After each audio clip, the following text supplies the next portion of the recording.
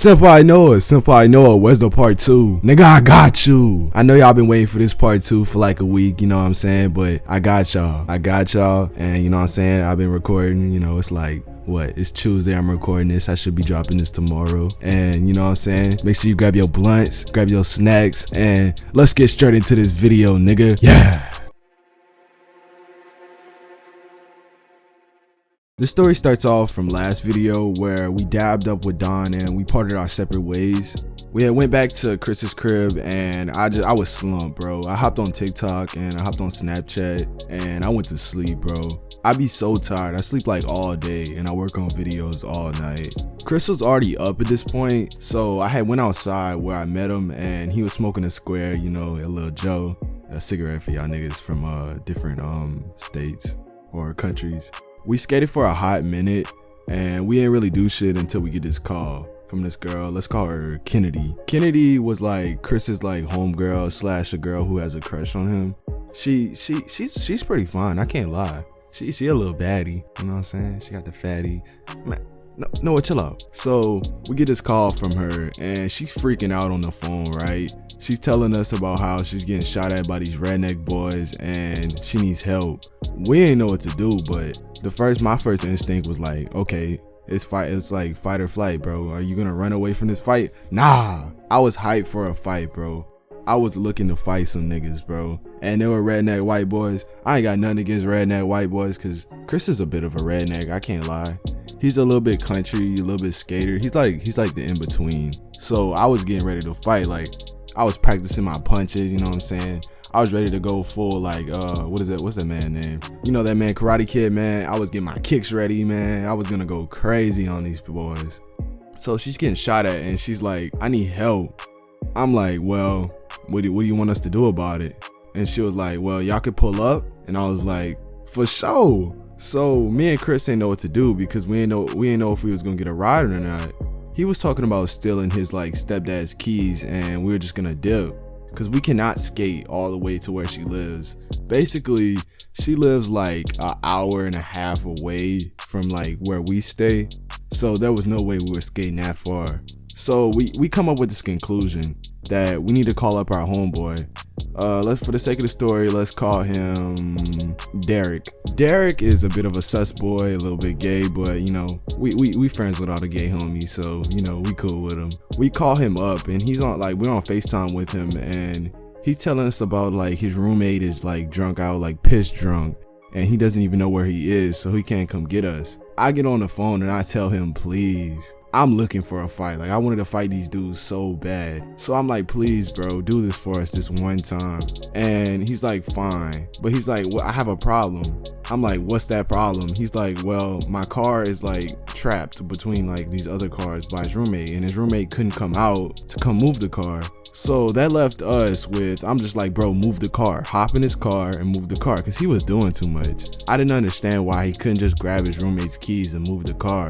He was making a big deal out of something that could have been solved so simply. And I'm like, bro, please, I'll do anything. And he's like, anything? I'm thinking he's finna say some gay shit. But he's like, fine. You know what? I'll come help y'all. So he's like, all right, let me get ready. Let me get all my shit prepared and shit. And you know what I'm saying? I'm getting ready. I'm hyped at this point. I'm like, okay, I'm finna go fight these redneck white boys that are shooting at these girls. And then I'm gonna be the hero of the day. And you know what I'm saying? I might get a little top, you feel me? That's what I'm thinking in my head. Now, I have a very bad mindset. Don't do this but I'm looking for the kisses, man. I want to kiss or something. You know what I'm saying? I'm feeling like Superman, you feel me? Like Superman, but I'm like a villain on the side, you know what I mean? So what did I call him? I called him Derek, yeah. So Derek's getting ready and we're getting ready. So we call back, what did I call? We call back Kennedy and we're like, okay, we finna pull up. She's like, wait, I didn't mean y'all had to fight him. And I was like, what? What is she talking about? She's like, the boys are hot, y'all can't fight them. And I was like, they're hot? What do you mean they're hot? And then she basically goes in about how like they're playing a game. That left us with Derek about to pull up. Like, he's leaving his house right now and he's like halfway there. He stays like 10 minutes away from where we live. So that's gonna be a waste of gas and I'm not paying this man gas money. So that left us to come up with a lie. Don't lie, Please don't. I hate lies. But we had to come up with a lie.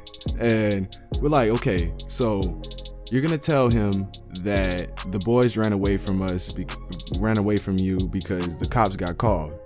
So we go along with that story, and we're waiting outside. We're on the phone with the girls, and she's telling us about how like she can't do this, that she's scared that he's gonna freak out.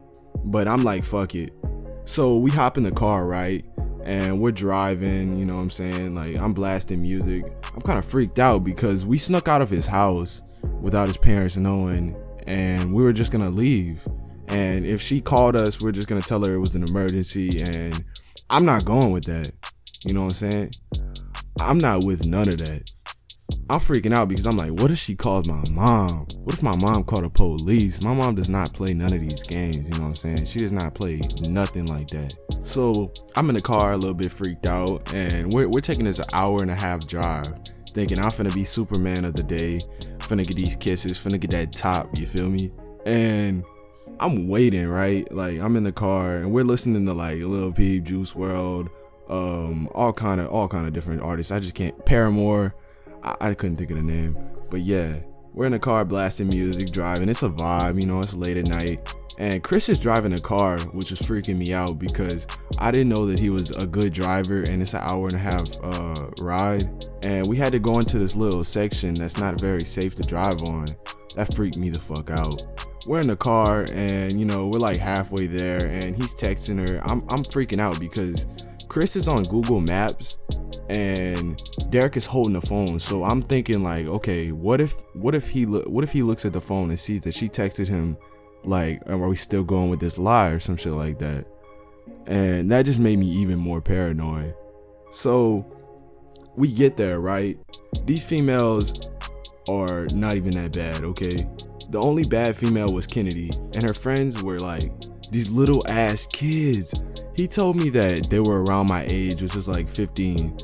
So I'm looking at them and they look like 5th grade middle schoolers, 6th grade middle schoolers at max. I'm fucking pissed. And on top of it, I didn't get to fight no redneck white boys who were shooting at them. That's fucking annoying. I was trying to be the hero of the day, you know, save these little girls from the act of danger. And there are no redneck white boys, and there were no kisses, and no top. So that left us to take 1.5 hour drive back, just for Chris to get a little hug from the girl. A little hug, nigga. I could have gave him a hug. He doesn't need no hug. So we're taking this drive back, you know what I'm saying? His people still haven't called. They haven't checked Life 360 because he's in one of those with his mom. And you know, we take this long ride back. Derek is pissed because he took this long ass drive for nobody to even be there. That shit pissed me off. I was in the car talking about never again. And I took a nap the whole drive, and that's basically how my 4th of July ended. You know what I'm saying? We ended up crashing at Chris's place. I went to sleep, bro, because when we got back, we had left at like, I'd say like 1 in the morning to go get the girls, like 2 in the morning. Whoa, I had it all wrong. We left at like 3 in the morning to drive there, and we got back at like, I'd say 4:30, maybe 5, before his parents woke up. So I'm sorry that the part two was pretty insane, okay? In my perspective, that was fucking insane. That was crazy. But I hope y'all enjoyed this story. I have another story coming next Wednesday, you know what I'm saying? Y'all stay tuned for that. But this is SenpaiNoah signing off. Peace. The bitch wanna fuck, but it's only for one night.